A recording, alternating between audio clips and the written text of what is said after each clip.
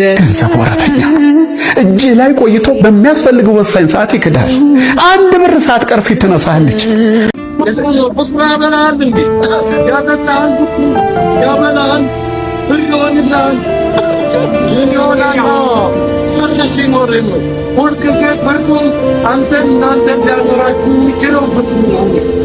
መዋኘት እያማረ መርጠብ ግን አትፈልግም። መለወጥ ትፈልጋለህ፣ መጀመር ግን አልቻልክም። ተኝተህ ፈጣሪ ያውቃል አትበል። ካልተነሳ ፈጣሪ የሚያውቀው እንቅልፋም እንደሆነ ማን እንዲመጣ ነው የምጠብቀው? ማንም አይመጣም፣ ማንንም አትጠብቅ። ሙዱስ ልግባ አትበል። ስራው ራሱ ያነቃቃል። ሰበበኛውን ቅበረው። መርፌ የሚፈውስህ እያሳመመ ምን እንዳሰብክ አላውቅም። እየደበረ ተነስ፣ እየቀፈፈ ጀምረው። ያንዴ ባይጻፍልህ ወዳጅ ለራስህ ስትል አሁን የገንዘብ ኃይል። ገንዘብ የህይወት ዋና አካል ሲሆን የብዙ በሮች ቁልፍ ነው። በትክክል ሲይዙት ገንዘብ ህልሞችን እውን የሚያደርግና ምኞትን የሚያሟላ ኃይለኛ መሳሪያ ነው። የፋይናንስ ነፃነትን ለማግኘት ዕውቀት፣ ተግሳጽና የረጅም ጊዜ እይታ ያስፈልጋል። አፍሪካ ውስጥ መወለድ 1-0 መመራት ነው። አፍሪካ ውስጥ ተወልደ የደሃ ልጅ ከሆንክ 2-0 እየተመራ ነው። አፍሪካ ውስጥ ተወልደ የደሃ ልጅ ሆነ ካልተማርክ 3-0 እየተመራ ነው። አፍሪካ ውስጥ ተወልደ የደሃ ልጅ ሆነ ሳትማር ስራ ማሰራ ከሆነ 4-0 እየተመራ ነው።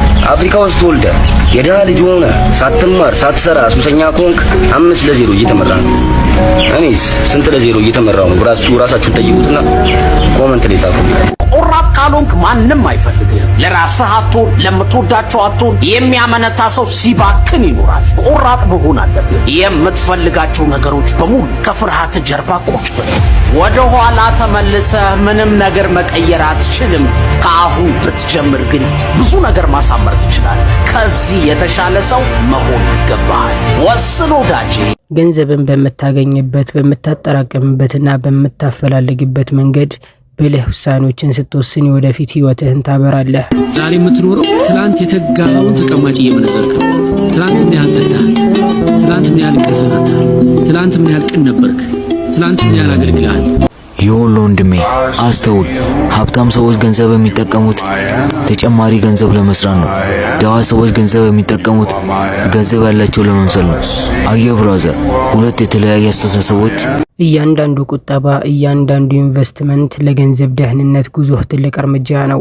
በገንዘብህ ላይ ተቆጣጠር፣ እድሎች ይከፈታሉና ህይወትህ በብልጽግና ያበራል። ትልልቅ ባለሀብቶች በሌላቸው ገንዘብ እንኳን ፕሮጀክቶችን እንደሚገነቡ ታውቃላችሁ። በዚህ ቪዲዮ ያላችሁን ገንዘብ በብልጠት እንዴት ወደ ስራ እንደምትቀይሩት ትረዱበታላችሁ። በ2014 ኤሎን መስክ የ$5 ቢሊዮን የቴስላን ግዙፍ ፋብሪካ ለመገንባት እቅድ አውጥቶ የቴክሳስ፣ የአሪዞና፣ የኔቫዳ፣ የኒው ሜክሲኮና የካሊፎርኒያ ከተሞች በተመሳሳይ ሰዓት አወያየ። በውይይቱ ሂደትም ኤሎን መስክ እንዲህ አላቸው። ልክ ፋብሪካዬ ሲጀምር ለ6500 ሰዎች የሥራ ዕድል ፈጥራለሁ። በቀጣይም ከፍተኛ ኢንቨስትመንት አመጣለሁ። በተጨማሪም ከተማውን የቴክኖሎጂ ማዕከል አደርጋለሁ።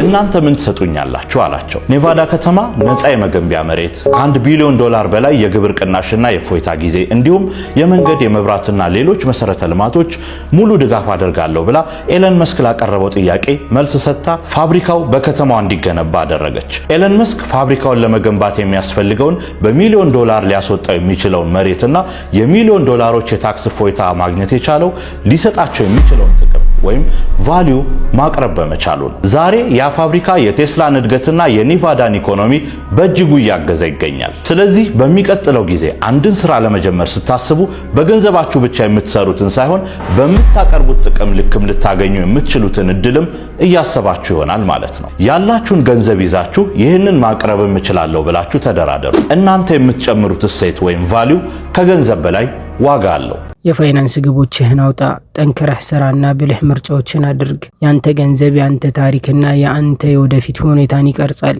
ስለዚህ የገንዘብ ኃይልህን ተቀበል እና ወደምትፈልገው ህይወት ለመድረስ ተጠቀምበት። አልያዝኩም በሉ እንጂ የለኝም አትበሉ። ሚሊዮንም ተጠየቁ፣ አልያዝኩም በሏቸው። የለኝም አትበሏቸው። እውነቴን ነው የምነግራችሁ። ምክንያቱም የምናምነው ነገር ነው ራሳችን ላይ የኛንም መንገድ የሚወስነው። የማይስቁልህ ቀልድ ስለማትችል አይደለም። የማይስቁልህ ገንዘብ ስለሌለህ ነው። ገንዘብ ካለህ ቡርጫምን ብትሆን ታማልላለህ፣ ታናሽም ብትሆን ትደመጣለህ፣ ትከበራለህ። የማንም አሽከር ሳትሆን በነጻነት መኖር ከፈለክ ያለህ አማራጭ አንድ ብቻ ነው፣ ገንዘብ ያዝ። ሞርጋን ሃስል በመጽሐፉ እንዲህ ይላል፣ the highest dividend many pays is the ability to control your time። የገንዘብ ዋናው ጥቅም ቤትና መኪና መግዛት አይደለም። የገንዘብ ዋናው ጥቅም ነጻነትህን ማስከበር ነው። አደራ ሰዎችን ለማስቀናት ብለህ ብርህን በብልጭልጭ ነገር አታጥፋ። በቅድሚያ ራስህን ቻል፣ ከዛም ነጻነትህን አስከብር። ገንዘብ ከያዝክ ማሽቃበጥ አይጠበቅብህም። ቢመጡ ቢቀሩም ግድ አይሰጥህም። ያን ጊዜ ራሳቸው ፈልገው ይመጣሉ። እዚች 200 በላይ ይሄን ጽሑፍ የጻፈ ሰውዬ ወይ ህይወት ያስተማረው ሰው ነው ወይ ደግሞ ህይወት ያመለጠው ሰው ነው። ምን ይላል? ካብሰብ ዝደሊ ካምሰፊ ይበሊ። የትግረኛ ረፍተ ነገር ነው። ወደ አማርኛ ስናመጣው ከሰው የምትጠብቅ ከሆነ እንደ ሰፌድ ታረጃለህ ነው የሚለው። እዚህ ዓለም ላይ አንድ ነገር ለመቀበል መስጠት አለብህ። ፈረንጆቹ መጀመሪያ የሚጠይቁህ ምንድነው? do you have spice ብሎ ነው። ምን የተለየ ቅመም አለ እዚህ ዓለም ላይ የምትወዳደርበት? የመጀመሪያው ተስፋ ልታደርገው የሚገባህ ማን ነው? ፈጣሪህን ነው። ሁለተኛ ደግሞ ራስህንና የራስህን ዕውቀት ነው። ከዛ ውጪ በሰው ተስፋ የምታረክ ከሆነ ልክ እንዳባባሉ እንደ ሰፌድ ታረጃለህ ነው የሚለው።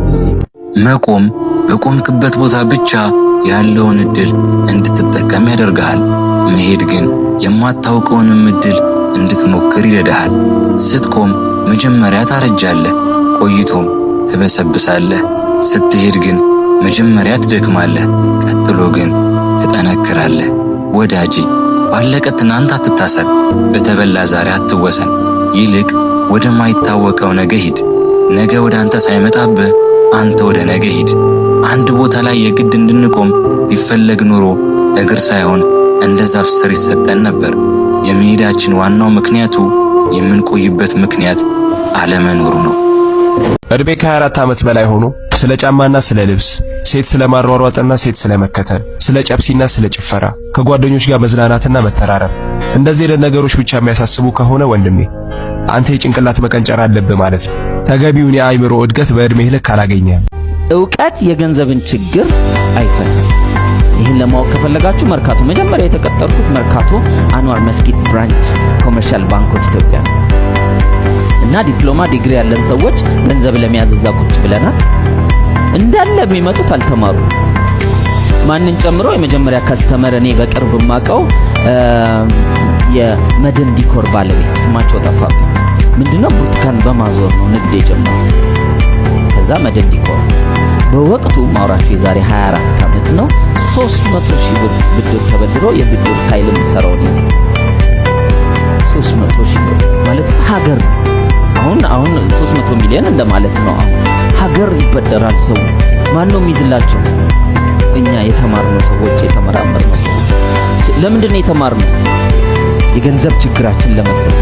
ከዛ ዲፕሎማ ይዤ እየተማርኩ ነው እየሰራው ሲቸግረኝ ሲኒየሮቼ ምንድነው የሚሉኝ? ዲግሪ እኮ ብትይዝ የገንዘብ ችግር ይፈታል።